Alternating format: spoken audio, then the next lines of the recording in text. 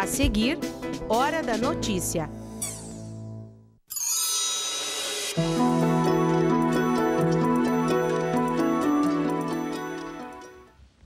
A condenação do ex-presidente Lula em segunda instância é o tema do quadro Fatos Políticos de hoje.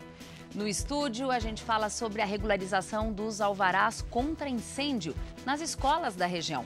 Nossa convidada é a promotora de justiça Ana Cristina Ferrarese. Recibela aumenta a capacidade de reciclagem de resíduos e você vai saber o que isso significa para a cidade de Passo Fundo. E ainda falar uma segunda língua pode não significar apenas conhecer uma outra cultura e se comunicar com pessoas de outros países. Pode ser também um diferencial no mercado de trabalho. Hoje é quinta-feira, 25 de janeiro, é hora da notícia.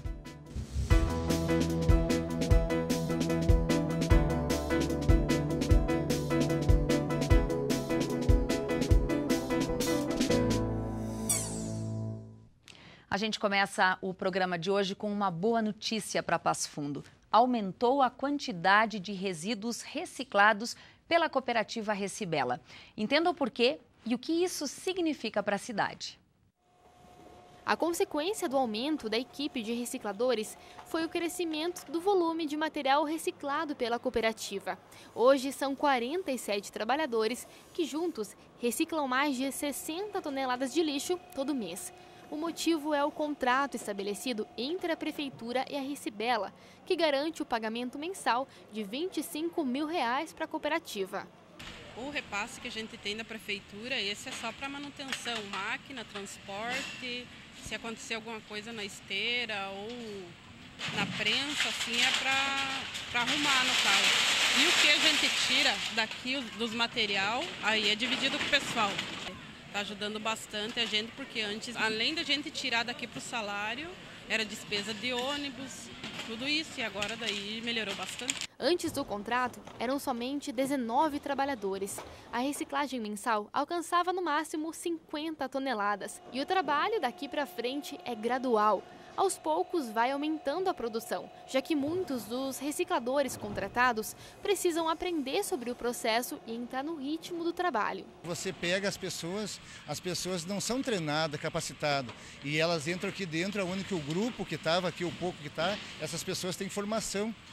Pelo projeto Transformação, que faz esse apoio para nós, e a gente vai daí devagarzinho também transformando as pessoas, né? Que é entrando no ritmo dos mais velhos, e daí até que eles peguem a prática, a gente sofre um pouquinho, mas depois a melhora vem em sequência, né? A gente vai botando, que nem assim, a gente botou 25 pessoas para inteirar os 45, a gente chama 10 pessoas, a gente chama 8 pessoas, caso assim, para você ir formando, porque as pessoas não são às vezes acostumadas a trabalhar em grupo.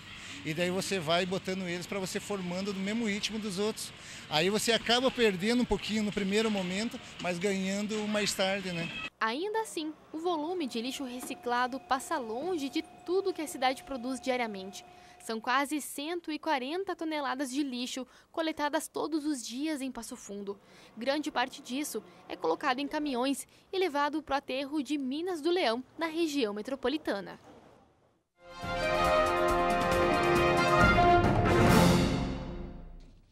E a gente segue acompanhando as notícias do cenário político. O assunto de hoje não poderia ser outro, o julgamento do ex-presidente Lula. Zumara.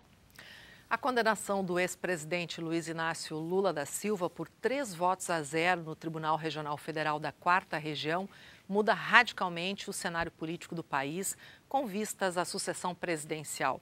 Era esperado que isso acontecesse?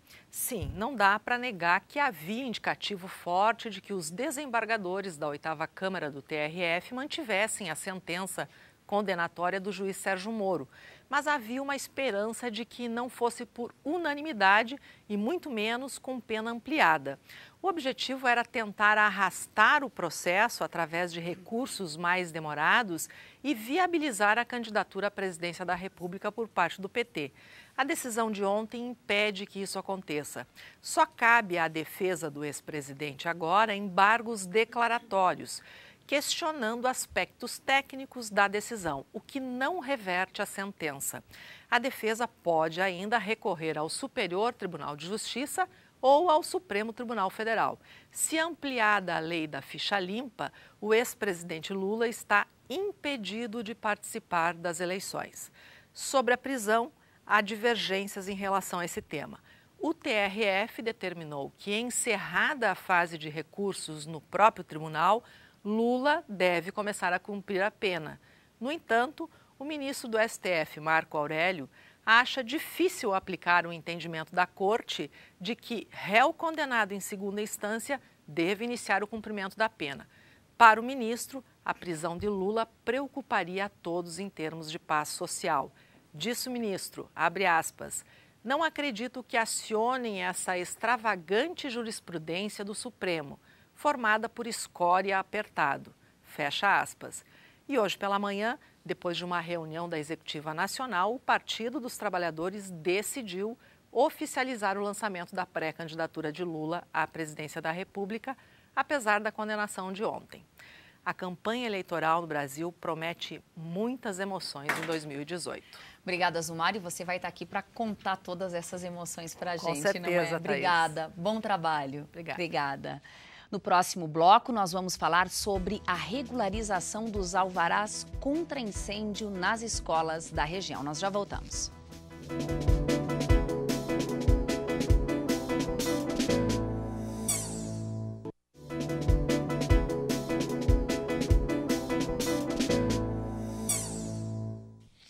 O rastreamento de objetos ou cartas no site dos Correios agora pode ser feito com CPF ou CNPJ, no lugar da regra atual que obriga as pessoas a informar um código.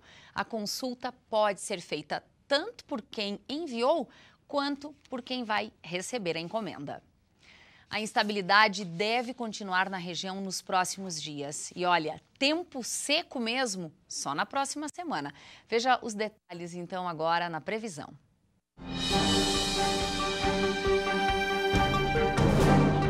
A sexta-feira será de tempo fechado, mas a chuva não está descartada. A temperatura mínima é de 18 e a máxima não passa dos 24 graus. O sábado será de sol entre nuvens e a instabilidade pode ocorrer. As temperaturas caem um pouco, a mínima é de 17 e a máxima não passa dos 22 graus.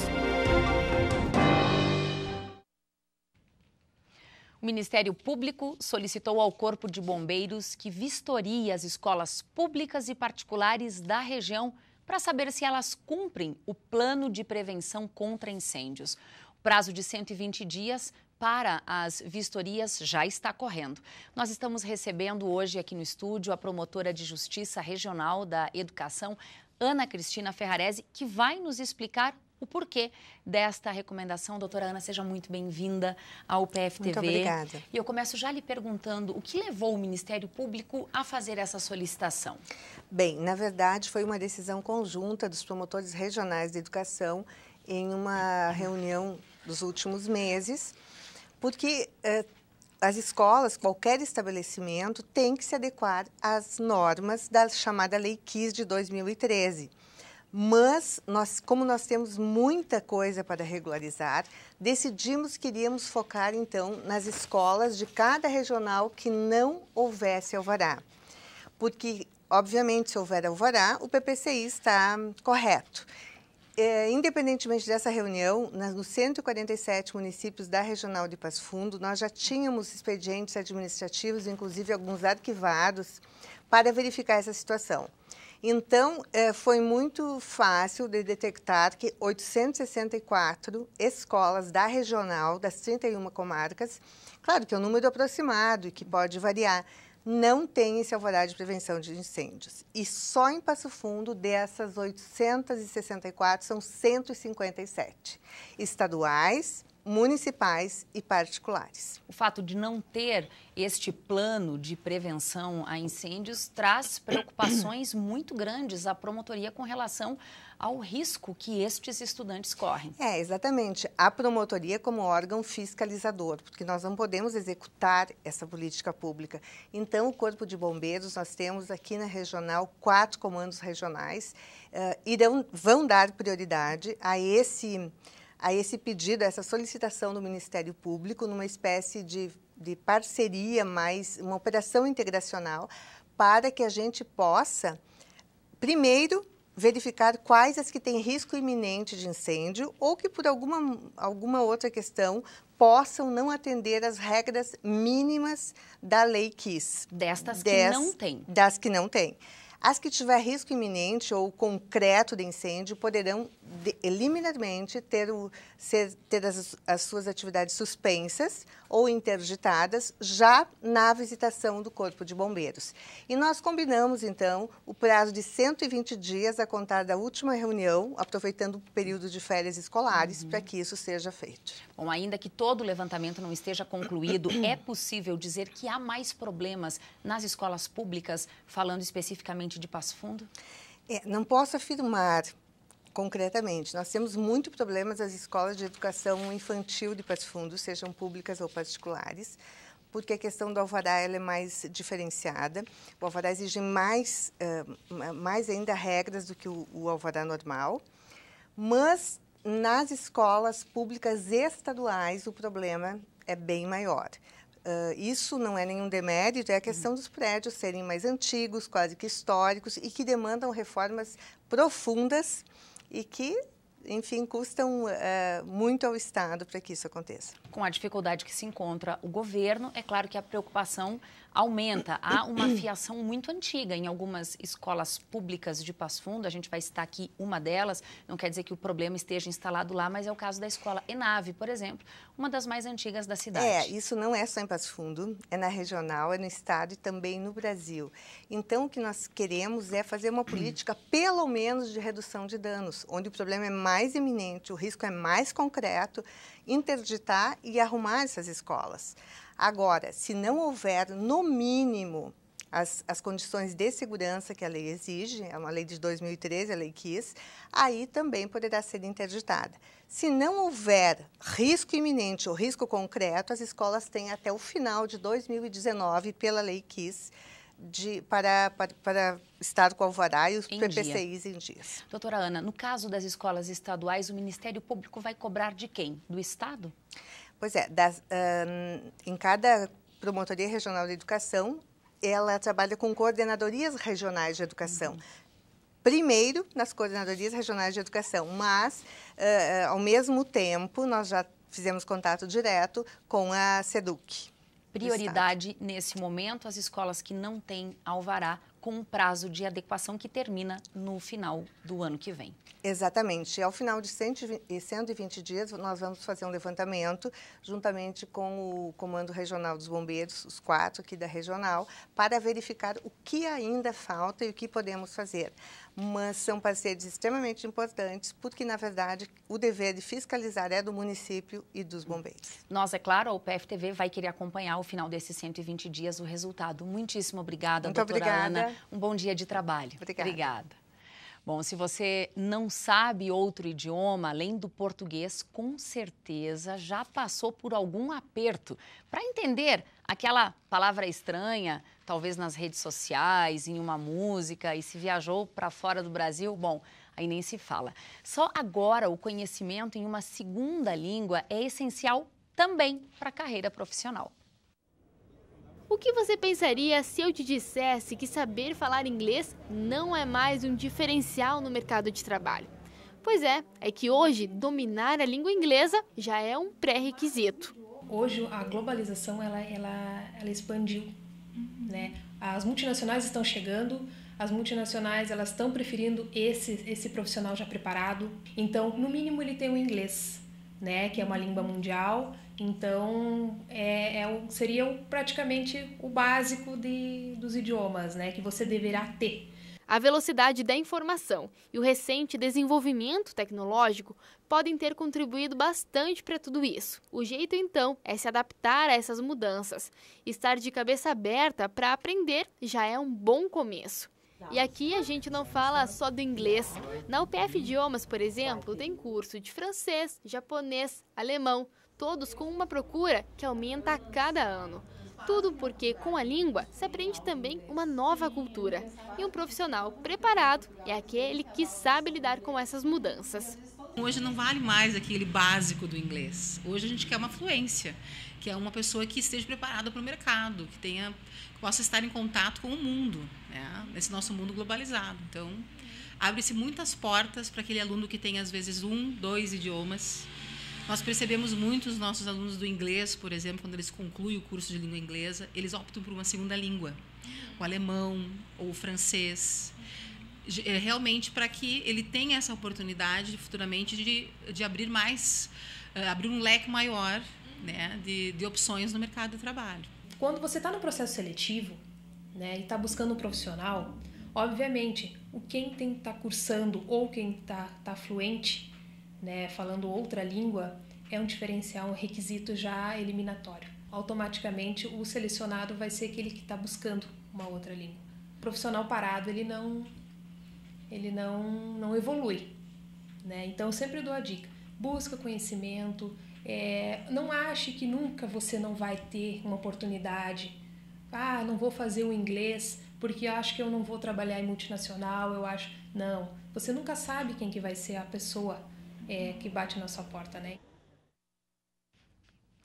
Foi divulgada a lista dos classificados na 4ª edição do projeto Música na Praça em Passo Fundo. Realizado pela Prefeitura em parceria com a Associação Passofundense de Músicos e Compositores, o projeto acontece de 2 de fevereiro até o dia 11 de março. Vão ser 30 shows para mostrar à comunidade o trabalho dos artistas locais. A lista completa dos músicos está no site da Prefeitura de Passo Fundo.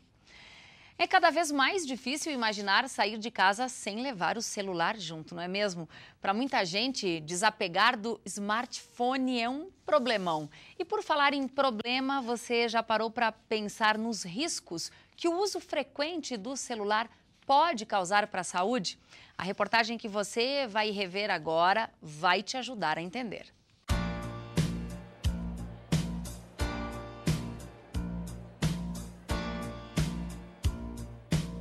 Um estudo divulgado ainda em 2011 pela Universidade de Viena, na Áustria, mostrou que as pessoas que usam o celular 10 minutos por dia e que fazem isso há pelo menos 4 anos têm 70% de probabilidade de desenvolver zumbido crônico no ouvido.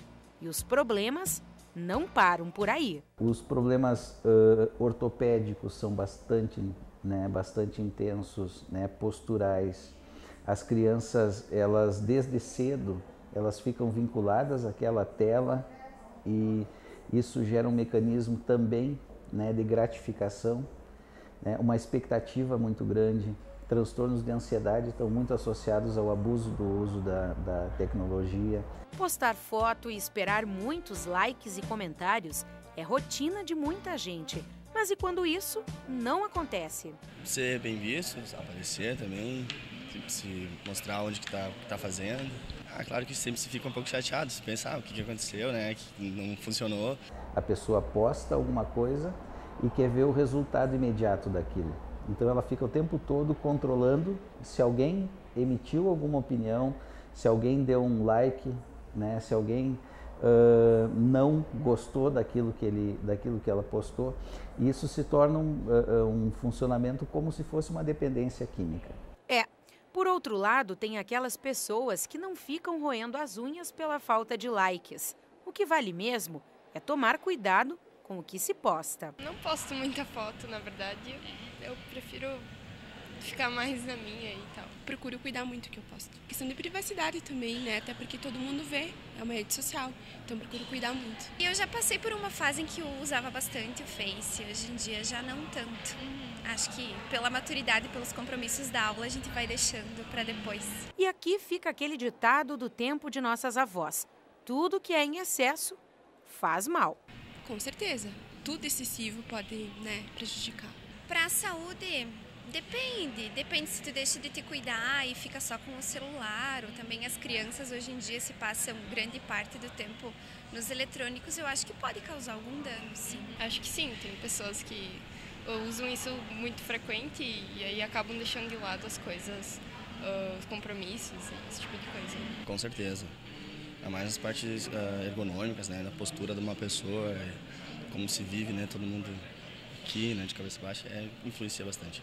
Acho que por causa do vício, né, e tudo que é vício, acho que não faz bem, né, tanto, vamos dizer, um pouco intelectual, às vezes as pessoas não sabem buscar as informações corretas na internet, e fica aquele, vamos dizer, tipo, Maria vai com as outras, né, vai indo naquele fluxo, e sei lá, eu acho que para uma saúde mental, acho que não é muito bom. O que vale é controlar o uso diário do celular para depois não sofrer com as consequências. A tecnologia ela é extremamente importante e ela já está num estágio que nós não podemos mais viver sem ela. Nós precisamos da tecnologia, nós precisamos do smartphone, nós precisamos do computador, só que a gente tem que utilizar essa tecnologia para o bem. E como tudo que traz prazer, ela também pode trazer a dependência.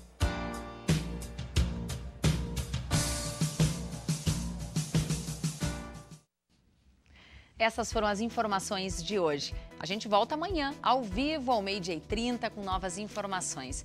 Obrigada pela sua companhia e até amanhã.